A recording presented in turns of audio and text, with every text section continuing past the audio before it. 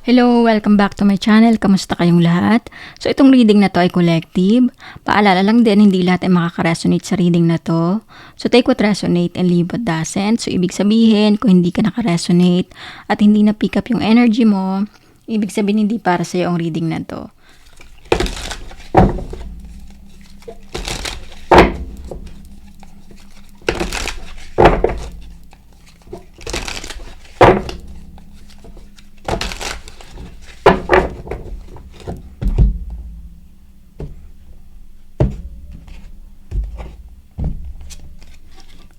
Five of Pentacles, Two of Swords, King of Wands, Four of Wands, the Justice, Knight of Swords. Sa nakikita ko dito, iniwan ka ng taong to nung time na kailangan mo siya. Ito yung nakikita ko dito na hindi ka binigyan ng value ng taong to. Hindi niya nakita yung worth mo. Sa nakikita ko dito, na-confuse rin yung taong to Dahil maaring merong involved sa kanyang iba. Nilagay ka ng taong to sa isang third party situation or depende sa sitwasyon nyo. Sa nakikita ko dito, pinili ng taong to yung iba. Ito yung nakikita ko na bigla na lang hindi nagparamdam at inisip mo kung ano ba yung nagawa mong pagkakamali or ano ba yung hindi mo naibigay pa dito sa relationship na ito. So, ito yung nakikita ko na na-feel mo yung rejection na paulit-ulit kang nagmakaawa or humingi ka ng closure sa taong to. Kaso, hindi binigay sa'yo. Maaring hindi rin niya pinakinggan yung explanation mo dahil nakikiusap ka lang dito sa taong to na ayusin itong problema nyo. Kumbaga, willing ka naman na i-let go yung taong to. Pero, kailangan mo lang malaman kung ano ba yung pagkakamali mo dito sa relationship or kung bakit ba ginawa niya to sa'yo. So, ito yung nakikita ko na mahal mo pa rin yung taong to. Kaya lang, pinipilit mo na wag nang intindihin itong taong to dahil alam mo sa sarili mo na meron pa rin namang darating para sa'yo na magmamahal sa'yo na pipiliin ka at hindi ka sasaktan. So, ito yung nakikita ko na itong taong to, ibinuhos mo lahat-lahat ng panahon mo sa kanya. Maaring yung iba sa inyo, tinulungan nyo to financially or yung iba naman, kinomport nyo to dahil may pinagdadaanan to. At kayo yung naging sandalan niya. Kaso, yung time na kailangan nyo na siya, iniwan kayo sa ere ng taong to. So, ito yung nakikita ko na hindi mo maunawaan kung bakit nagawa sa'yo ng taong to na iwanan ka sa ere. Knight of Pentacles, sa nakikita ko rin dito, pinipilit mong unahin na yung sarili mo ngayon. Kahit na hindi mo alam kung papaano.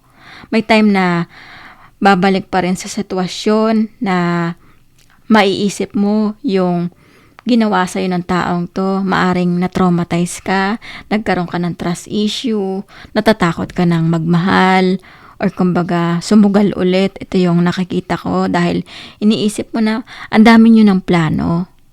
Ang dami mo nang ininvest sa kanya.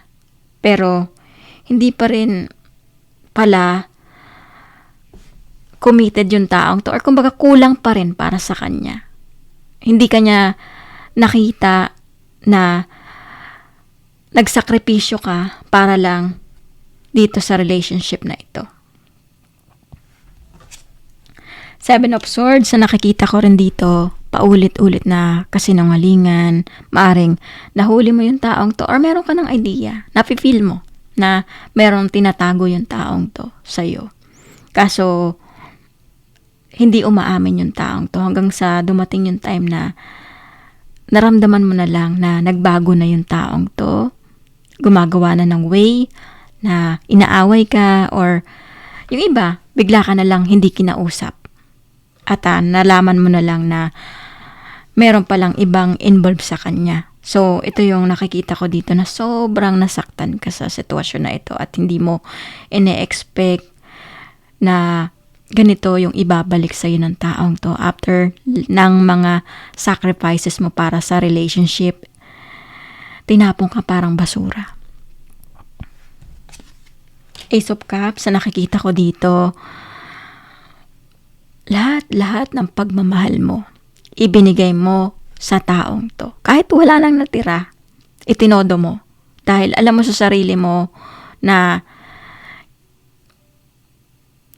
kahit sa huli, kung hindi man kayo mag-work or hindi man talaga kayo yung para sa isa't isa, at least pinaramdam mo sa taong to yung totoong pagmamahal. At hindi nakita ng taong to yung value mo. So, ito yung nakikita ko na naglalaro pa rin sa isipan mo. Ano yung kulang? Ano yung mali? Bakit nagkaganito? Lagi mo question yung sarili mo na may kulang ba?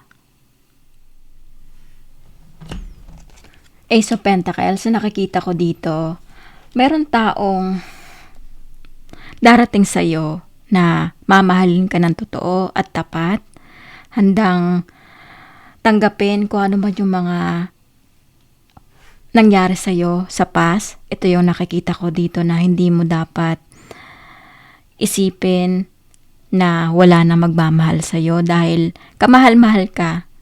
Itong taong to na nakaraan mo or maaring current na situation mo, itong pinagdadaanan ngayon, hindi ka binalyo, pinakita dito na hindi niya na-appreciate Pero darating yung time na marirealize din ng taong to kung ano yung ginawa mo sa relationship. Sa ngayon, hindi niya nakikita yung effort mo.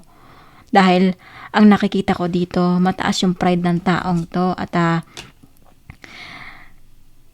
pinipilit niya na wag balikan din yung mga memories niya together. Pero sa nakikita ko dito, may pagsisisi itong taong to. Dahil every time na matutulog din yung taong to, naaalala niya. Maaring yung iba sa inyo, in-ignore nyo na yung taong to. Maaring tinry kayong kontakin, tinest kayo kung magre-response pa ba kayo. Kaso, hindi nyo na nireplyan yung taong to or kumbaga hindi na kayo nagparamdam dahil alam nyo lang na itong taong to babalik lang kung may kailangan lang sa inyo. Pero sa nakikita ko dito, itong taong to, sising-sisi ito dahil nga hindi ka na niya makuha. Kumbaga, hindi niya na magawa pang ibalik sa dati yung relationship nyo. Nine of Cups, na nakikita ko rin dito, nagmamataas pa rin yung taong to Kasi ang iniisip niya na darating yung time na hahabol-habulin mo pa rin siya. Pero ang nakikita ko dito, kaya mo na talikuran yung taong to Kumbaga, hindi mo nahahayaan pa na mangyari sa'yo itong masaktan. So, ito yung nakikita ko. Pero yung person mo, iniisip niya na gagawa pa rin siya ng communication. Itatry niya pa rin na i-win back ka. Pero ang nakikita ko dito, nag-aalanganin pa rin yung taong to. Hindi pa rin niya kaya mag-commit sa'yo. Ito yung nakikita ko na gusto lang ng taong to na gawin kang option. Kumbaga, sandalan ka lang kung kailangan niya lang ng tulong or may mga needs siya sa'yo, saka lang siya babalik. So, ito yung nakikita ko na hindi mo kailangan yung taong to dahil nga kahit nakakaranas siya ngayon na nalulungkot siya dahil hindi ka na niya makuha or hindi niya na makausap ka, pero nagmamataas pa rin siya ngayon dahil iniisip niya na hindi mo siya kayang tiisin. Pero ikaw dito, kayang-kaya mo na siyang tiisin at hindi mo hahayaan na paulit-ulit kang lokohin ng taong to. Dahil alam mo na yung worth mo, alam mo yung value mo.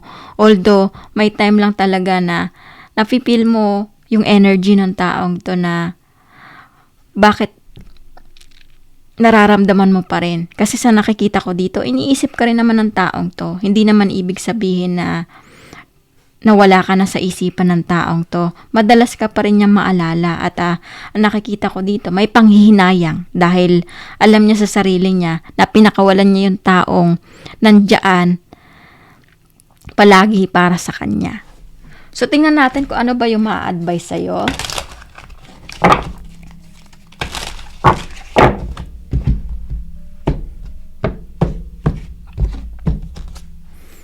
Seven of Cups.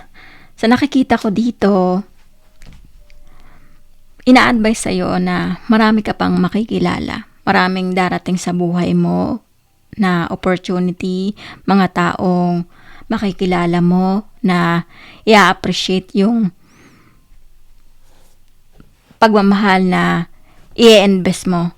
Kailangan mong umiwas dito sa sitwasyon na ito dahil sa nakikita ko, masasaktan ka lang kung paulit-ulit mong ilalagay sa ganitong sitwasyon yung sarili mo dahil sa nakikita ko, hindi pa rin naman nakikita ng taong to kung ano talaga yung halaga mo.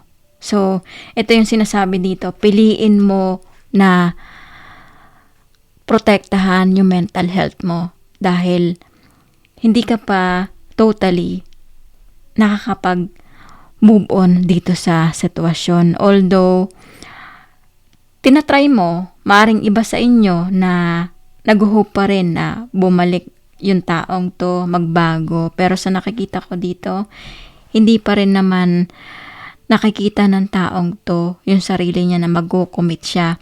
Naiisip niya na mahalaga ka sa kanya, nanghihinayang siya. Pero yung taong to, hindi niya magawang sabihin sa'yo. Dahil, nagmamataas pa rin siya. Ang tingin niya sa sarili niya na makukuha ka pa rin niya. Lalambot pa rin yung loob mo sa kanya. Pero paulit-ulit kang ilalagay ng taong to sa ganitong sitwasyon na gagawin ka lang niyang option. So, ito yung nakikita ko dito na iwasan mo yung taong to dahil ito lang yung magbibigay sa'yo lagi ng stress at sakit ng ulo. Ito yung nakikita ko na mayroong taong darating sa buhay mo na ibibigay yung lahat-lahat ng pagmamahal na kailangan mo na hindi mo kailangan pang magmakaawa. So, ito yung nakikita ko na kayang-kaya mo tong ma-overcome. Kailangan mo lang talagang piliin na mag-walk away na dahil alam mong wala din mangyayari sa sitwasyon na ito kung paulit-ulit mong bibigyan ng chance yung taong hindi naman niya kaya pang isakripisyo yung lahat para lang maging maayos kayo. So, ito lang yung nakikita kong message dito. Maaring meron kayong kadiling na Aquarius, Gemini, and Libra. Meron ding Virgo, Capricorn, and Taurus. Meron ding Fire, Aries, Leo, and Sagittarius. So, ito lang yung nakikita kong message dito at kung nakaresonate kayo sa reading na to, huwag niyong kalimutan mag-like at comment at huwag niyo rin kalimutan mag-subscribe sa aking channel at maraming salamat ulit at see you soon.